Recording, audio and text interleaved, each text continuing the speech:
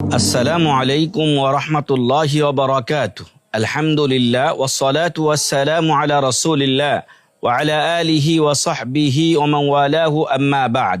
সম্মানিত দর্শক শ্রোতা, কাছের এবং দূরের যে ও যারা আমাদেরকে দেখছেন, আমাদের কথা শুনছেন, আমরা তাদের জ্ঞাতার্থে জানাতে চাই যে ইহইয়াউস সুন্নাহ অনলাইন টেলিভিশন আলহামদুলিল্লাহ ধারাবাহিকভাবে বিভিন্ন বিষয়ের দার্স আপনাদের সামনে পেশ করে আসছে। আর তার ওই ধারাবাহিকতায় আমরা ইতিপূর্বে ঘোষণা দিয়েছিলাম যে 1200 হিজরি শতাব্দীর মুজাদ্দিদ শেখুল ইসলাম মুহাম্মদ বিন আব্দুল ওয়াহাব রাহিমাহুল্লাহ রচিত আল উসুলুস সালাসা বই থেকে আমরা আপনাদেরকে ইনশাআল্লাহ ধারাবাহিক দার্স পেশ করব। আলহামদুলিল্লাহ আমরা সেই সূত্রে সেই ওয়াদা রক্ষার্থে ইহইয়াউস সুন্নাহ অনলাইন টেলিভিশন ঐক্যের সাথে সুন্নাহর পথে অবিরাম পথ চলা এই দৃঢ় প্রত্যয় নিয়ে আমাদের আল উসুলুস সালাসা গ্রন্থের দার্স শুরু করতে যাচ্ছি। আপনাদের সাথে আছি আমি মুখলিসুর রহমান মনসুর মাদানী, দায়ী ইহইয়াউস সুন্নাহ ফাউন্ডেশন। সম্মানিত দর্শক শ্রোতা, প্রথম দার্সে শেখুল ইসলাম মুহাম্মদ বিন আব্দুল ওয়াহাব রাহিমাহুল্লাহ বলছেন যে ই'লাম রাহিমাকাল্লাহ, আপনি জেনে নিন আল্লাহ আপনার উপরে রহম করুন, দয়া করুন। এটা ভালো লেখকদের একটি গুণ যে তারা ছাত্রদের জন্য দোয়া করেন। তারপর তিনি বলছেন যে ইয়াজিবু আলা কুল্লি মুসলিমিন তাআল্লুমু আরবাআতা মাসাইল, প্রত্যেক মুসলমানের উপরে, অতঃপর তিনি বলছেন প্রত্যেক মুসলমানের উপরে 4টি মাসআলা জানা আবশ্যক। আর সেই 4টি মাসআলার প্রথম মাসআলা হচ্ছে আল ইলম, তথা জ্ঞান অর্জন করা। আমাদের সালাফদের এবং আহলুল হাদিস এবং সালাফিদের মানহাজ ও নীতি হলো আমরা আগে এলেম অর্জন করি, তারপর এলেম থেকে আমরা মাসলা সাব্যস্ত করি। এমনটি নয় যে আমরা আগে মাসলাকে, আমরা ফতোয়াকে তৈরি করে নেই, তারপরে এই ফতোয়াকে জায়েজ করার জন্য আমরা দলিল খুঁজে বেড়াই, এমনটি আমরা করি না। সাধারণত আমাদের প্রচলিত সমাজে এ ধরনের নিয়মই চালু আছে। কোনো একটা কাজকে করে তারপরে সেটাকে জায়েজের জন্য ফতোয়া খুঁজে বেড়াই, কিন্তু কোরআন ও সহিহ সুন্নাহর নিয়ম হচ্ছে যে আপনি আগে এলেম অর্জন করবেন। আর এজন্য মহান রব্বুল আলামিন উম্মতে মুহাম্মাদিয়ার প্রতি প্রথম যে ওহীটা নাজিল করেছিলেন হেরা গুহাতে প্রিয় নবী মুহাম্মদ সাল্লাল্লাহু আলাইহি সাল্লামের উপরে, তা ছিল ইকরা বিসমি রাব্বিকাল্লাযী খালাক, পড়ো তোমার প্রভুর নামে যিনি তোমাকে সৃষ্টি করেছেন। অতএব শিক্ষার গুরুত্ব অপরিসীম। সম্মানিত দর্শক শ্রোতা, তাহলে ইমাম মুহাম্মদ বিন আব্দুল ওয়াহাব রাহিমাহুল্লাহ প্রথমেই বলছেন যে প্রত্যেক মুসলমানের জন্য 4টি মাসালা জানা আবশ্যক। তার মধ্যে 1 নাম্বার, তাকে জ্ঞান অর্জন করতে হবে। কারণ জ্ঞান ছাড়া মানুষ মূর্খ থাকে, জ্ঞান ছাড়া কোরআন ও হাদিস সে জানতে পারবে না, জ্ঞান ছাড়া সে আল্লাহ সম্পর্কেও জ্ঞান অর্জন করতে পারবে না।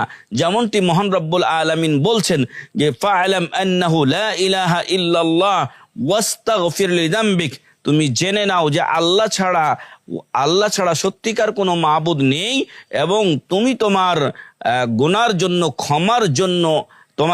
জন্য আল্লাহর কাছে ক্ষমা প্রার্থনা করো। তো এই আয়াতে মহান রব্বুল আলামিন এলেমকে আগে নিয়ে এসেছেন।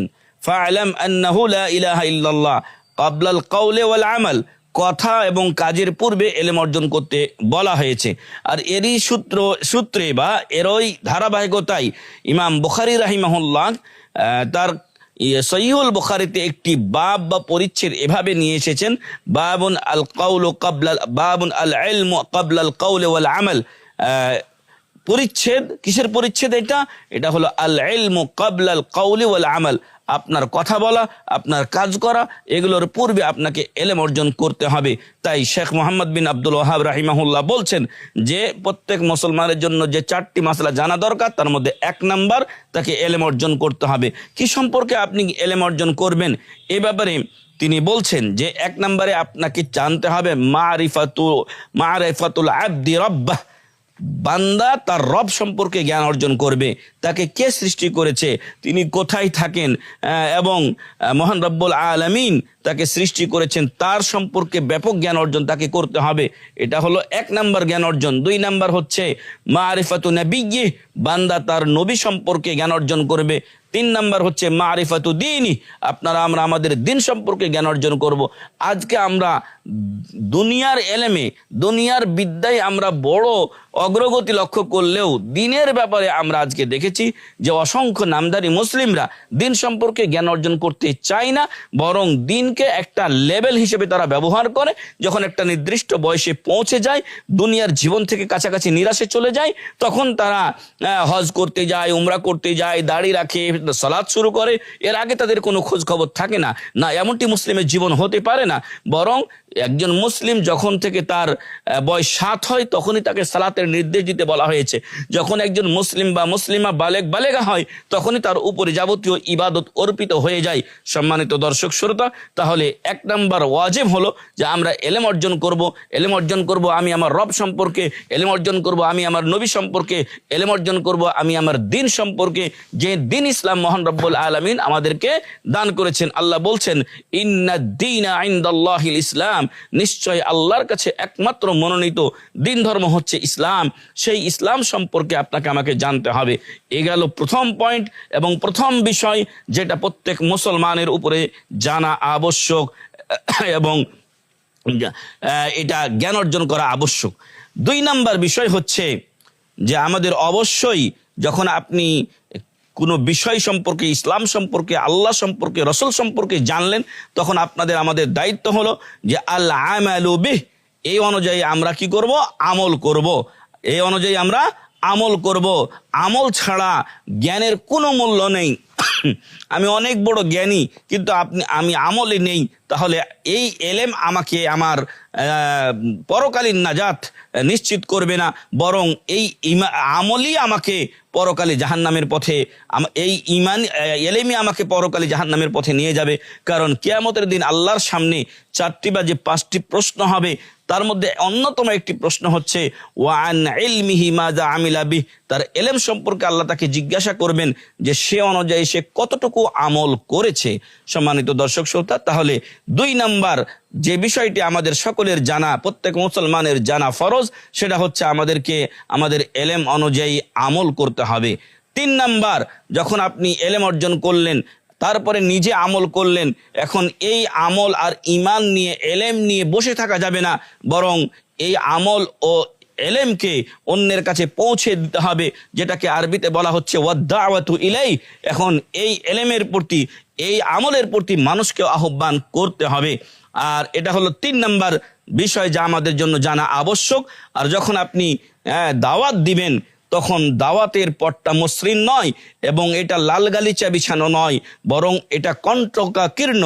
নবী এবং রাসূলগণ এবং তাদের অনুসারীগণ যেই পথে চলে গেছেন, তারা অনেক কষ্ট করে গেছেন এবং সেই কষ্টের পথটাই হলো দাওয়াতের পথ। আর এই দাওয়াতের পথে যখন আপনি মানুষকে আহ্বান করবেন, ইসলামের দিকে আহ্বান করবেন, সবাই আপনার দাওয়াতকে সাদরে গ্রহণ করবে না, বরং অধিকাংশ লোকই আপনার বিরোধিতা করবে। তখন আপনাকে 4 নাম্বার বিষয় জানা ফরজ যে আপনাকে এর উপরে ধৈর্য ধারণ করতে হবে। আপনাকে এর উপরে অবশ্যই ধৈর্য ধারণ করতে হবে। আর এ কথাগুলোই মহান রব্বুল আলামিন কোরআনুল কারীমের ছোট্ট একটি সূরাতে সুন্দর করে তুলে ধরেছেন। সেখানে তিনি বলছেন, বিসমিল্লাহির রহমানির রহিম, ওয়াল আসর ইন্নাল ইনসানা লাফি খুসর ইল্লাল্লাযীনা আমানু ওয়া আমিলুস সালিহাত ওয়া তাওয়াসাউ বিল হাক্কি ওয়া তাওয়াসাউ বিস সবর। মহান রব্বুল আলামিন এই ছোট্ট সূরা কিন্তু অত্যন্ত গুরুত্বপূর্ণ এই সূরাতে শুরুতে বলছেন সময়ের শপথ, যুগের শপথ, আসরের সময়ের শপথ। তারপরে ইন্নাল ইনসানা লাফি খুসর, নিশ্চয় সকল মানুষ ক্ষতিগ্রস্তের মধ্যে রয়েছে, তবে তারা নয় যারা ইল্লাল্লাযীনা আমানু, যারা ঈমান আনয়ন করেছে, যার অপর অর্থ হচ্ছে যারা এলেম অর্জন করেছে, আল্লাহকে চিনেছে, নবীকে চিনেছে, দিনকে চিনেছে। ওয়া আমিলুস সালিহাত, 2 নাম্বার বিষয় হলো সে অনুযায়ী আমল করেছে, সৎ কাজ করেছে। তারপরে 3 নাম্বার যে বিষয়টি জানা ফরজ আমরা বলেছি বা আবশ্যক বলেছি শেখ মুহাম্মদ বিন আব্দুল ওয়াহাব রাহিমাহুল্লাহর ভাষায়, সেটা হচ্ছে ওয়া তাওয়াসাউ বিল হক, তারা সত্যের পথে মানুষকে পরস্পরকে ওসিয়ত করে, নসিহাত করে, সত্যের দাওয়াত দেয়। ওয়াতাওয়াসাউ বিস সবর, এবং 4 নাম্বার বিষয় হচ্ছে সত্যের দাওয়াত দিতে গিয়ে কষ্ট আসলে তারা পরস্পরকে ধৈর্য ধারণের উপদেশ দেয়, নিজে ধৈর্য ধারণ করে অপরকে ধৈর্যের উপদেশ দেয়। এই মোট হলো 4টি বিষয় যা প্রত্যেক মুসলমানের জন্য জানা ফরজ, মানা ফরজ, আমল করা ফরজ। আর এই ছোট্ট সূরাটি সম্পর্কে ইমাম শাফি রাহিমাহুল্লাহ বলছেন যে মহান রব্বুল আলামিন মহাগ্রন্থ আল কুরআনুল কারীমে 114টি সূরা নাজিল না করে যদি সূরাতুল আসরই শুধু নাজিল করতেন, তবে বিশ্ব মানবতার বিপরীতে দলিল কায়েমের জন্য এই সূরাটি যথেষ্ট হতো। সুবহানাল্লাহি ওয়া বিহামদিহি। অতএব সম্মানিত দর্শক শ্রোতা, আল উসুলুস সালাসার প্রথম দর্শে আমরা বলতে চাই 4টি বিষয় বা জানা প্রত্যেক মুসলমানের উপরে ফরজ। আর তাহলে 1 নাম্বার জ্ঞান অর্জন করতে হবে। জ্ঞান অর্জন হবে আল্লাহ, রাসূল এবং দ্বীন সম্পর্কে। 2 নম্বরে এর উপরে আমল করতে হবে। 3 নম্বরে এ পথে মানুষকে আহ্বান করতে হবে। এবং 4 নম্বরে যখন আমি আহ্বান করব, মানুষকে দাওয়াত দেব, তখন মানুষ উল্টা সিধা কথা বলবে, আমাকে কষ্ট দেবে, আর এই কষ্টে আমাকে সবর ও ধৈর্য ধারণ করতে হবে, যার জ্বলন্ত প্রমাণ হচ্ছে সূরাতুল আসর। আসুন আমরা এর আলোকে আমাদের জীবন গড়ার চেষ্টা করি। আল্লাহ তাআলা আমাদেরকে তৌফিক দান করুন। আল্লাহুম্মা আমিন। জাযাকুমুল্লাহু খাইরান। সুবহানাকাল্লাহুম্মা ওয়া বিহামদিকা আশহাদু আল্লা ইলাহা ইল্লা আনতা আস্তাগফিরুকা ওয়া আতুবু ইলাইক। ওয়াসসালামু আলাইকুম ওয়া রাহমাতুল্লাহি ওয়া বারাকাতুহু।